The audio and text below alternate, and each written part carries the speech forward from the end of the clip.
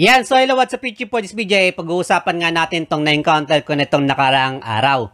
So nakarang araw nga po, nasira nga po yung computer ko na gamit nga dyan sa pang-repair sa shop namin.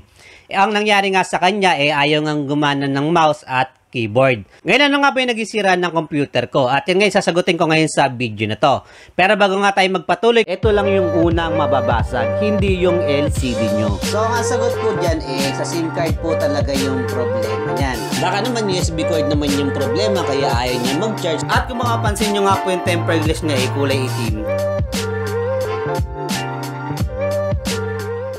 So nakarang araw nga yung computer ko nga sa shop nasira nga po. At ito nga po yung ginagamit namin sa pang-program o sa pang-repair. Ngayon ang nangyari nga sa kanya ayaw gumana ng keyboard at ayaw din gumana ng mouse. At sobrang sakit talaga ng ulo ko nito. At dahil nga wala nga ako makitang solusyon gagawan ko nga ito ng video para maroon kayong guide kung sakaling maka-encounter kayo ng ganito. So, nangyari nga po dun sa computer ko biglang ayaw gumana ng keyboard at mouse. So, bali ang unang nangyari kasi nun, nag-download lang po ako ng isang files dyan nga sa may Google. At maya-maya nga po, biglang naghang yung computer namin. At ang sabi ko, baka kailangan lang i-restart. Ngayon, nung na-restart ko na yung computer ko, ang problema nga po, ayaw nang gumana ng keyboard at mouse. Kumbaga, hindi ko na siya mapaboot dahil nga ayaw gumana ng keyboard at ayaw din gumana ng mouse. Ngayon, ang isang sa mga naging problema ko, tumingin nga ako dito sa YouTube. Pero ang problema, walang nakapagsabi ng solusyon. At nag-search na rin ako sa Google, parehas na parehas din yung nangyari. Wala din po akong nakita. Ngayon, ano nga ba yung solusyon naman na ginawa ko kung paano ko siya naayos? Ang unang ginawa ko nga po, nagpalit nga po kami ng mouse at keyboard. Yun nga lang, ang problema, ganun pa rin. Kahit bago na yung mouse, kahit bago na yung keyboard, ayaw pa rin niyang gumana.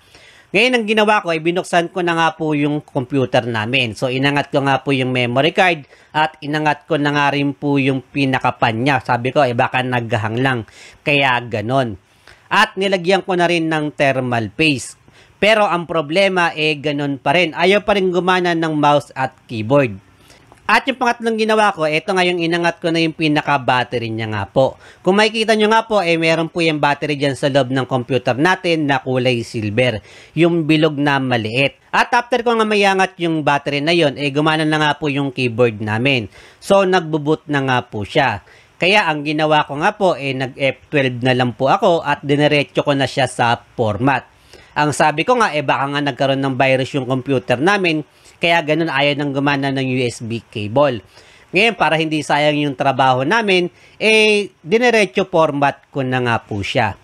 At after nga ma-reformat, gumana na nga po ulit yung computer namin nang maayos at nagamit ko na nga ulit sa program. At sana nga may tutunan kayo sa video na ito at maraming salamat sa inyong panonood at kita-kits nga tayo sa susunod na episode.